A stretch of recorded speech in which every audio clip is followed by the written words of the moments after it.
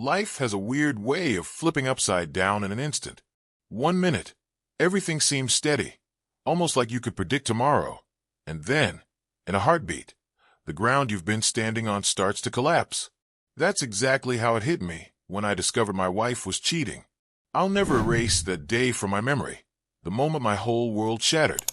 I'd been pouring myself into work, clocking those grueling hours that drain every ounce of your time and spirit. But I always made a point to get home and carve out moments with her to keep our life balanced. I genuinely believed we were solid, maybe even thriving. She never let on that she was unhappy or itching for something else. But then, one night, everything shifted. I wasn't supposed to head home early, but some gut instinct nudged me to leave the office, hop in my car, and check on her. No clear reason, just a hunch. When I stepped inside, the house felt unnaturally still, like it was holding its breath. I spotted her phone lying on the couch, unlocked, which was odd since she always kept it passcode protected. I'm not proud of what I did next, but curiosity got the better of me, and I couldn't resist. I grabbed the phone and started scrolling through messages that were never meant for me. What I found left me cold, like all the air had been sucked out of the room. Right there on the screen were texts, photos, plans, proof my wife was involved with some guy from her yoga class. My chest tightened, and my stomach churned as I stood there, glued to the spot, unable to process it. It wasn't just a fling or an emotional slip. It was physical, deliberate, and had been going on for months behind my back. The rage didn't come first, oddly enough. Instead, a heavy, icy quiet settled over me, numbing every part of my being. I couldn't face her right then. I didn't have it in me to yell or demand answers. Instead, I did the toughest thing I've ever had to do. I walked away. I threw some clothes in a bag, grabbed my car keys, and slipped out the door without a single word. The thought of her, of what she'd done, was too much to bear. I didn't glance back as I drove off, my mind drowning in pain, unable to focus on anything else. The weeks that followed blurred together like a bad dream. I crashed at a friend's place, far from the home we'd built together, trying to distance myself from the wreckage. At first, I toyed with the idea of calling her, maybe letting her explain, but every time I reached for my phone, I froze. What could she possibly say? She'd made her choice clear, and I wasn't sure I'd ever see her the same way again. The silence didn't hold forever, though. Her texts, calls, and frantic attempts to get through to me kept coming. But they didn't matter. I'd already decided to move on.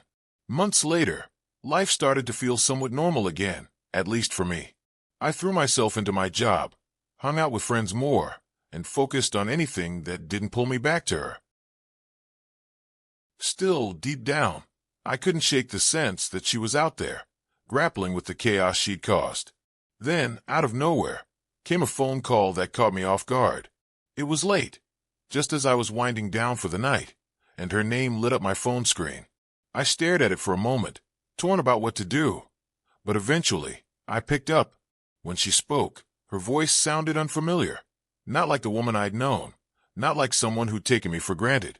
She said she knew she didn't deserve it, her words heavy with regret, but I wasn't ready to dive back into that storm just yet. Her voice trembled as she started speaking, pleading for a chance to talk and explain what had happened.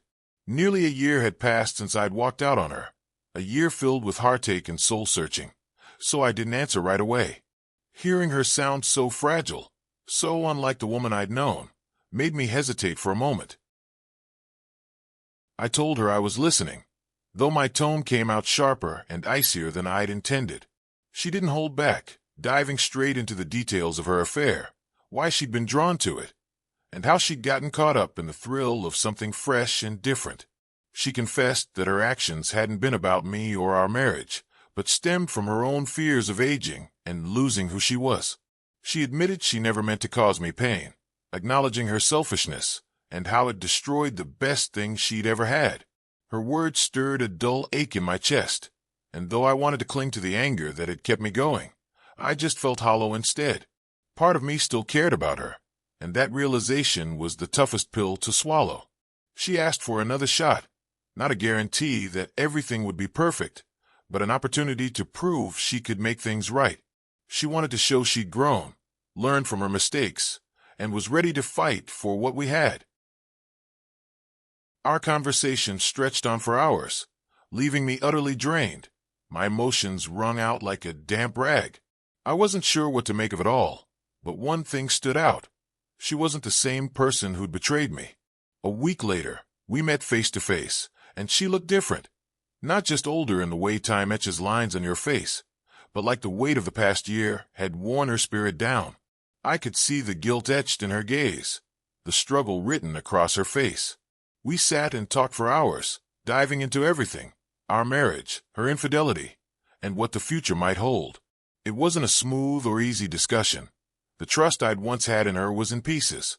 Yet, her eyes held a sincerity that was hard to ignore, and her voice carried the weight of genuine remorse. She didn't ask me to erase the past, but instead requested a chance to prove she could be the partner I deserved. I wasn't sure if I could ever fully trust her again, but deep down, a part of me still loved her. Not the storybook kind of love, but something gritty and real. After wrestling with it, I chose to give her that second chance. Not because I believed things would snap back to how they were, but because I wanted to believe people could evolve, that love could endure even after betrayal if both sides were willing to put in the work. It hasn't been a walk in the park, and it still isn't. Rebuilding the trust she broke is a slow, sometimes agonizing process, but it feels authentic. A year later, my life looks different. Not the way I planned or hoped, but in a way that makes me think even the darkest times can lead to something new. Maybe, just maybe, there's a chance for us to begin again. If you enjoyed this story and want to hear more, hit that subscribe button to join the channel. It really helps me keep sharing content like this. Oh, and don't forget to give this video a thumbs up if it resonated with you. Thanks for watching.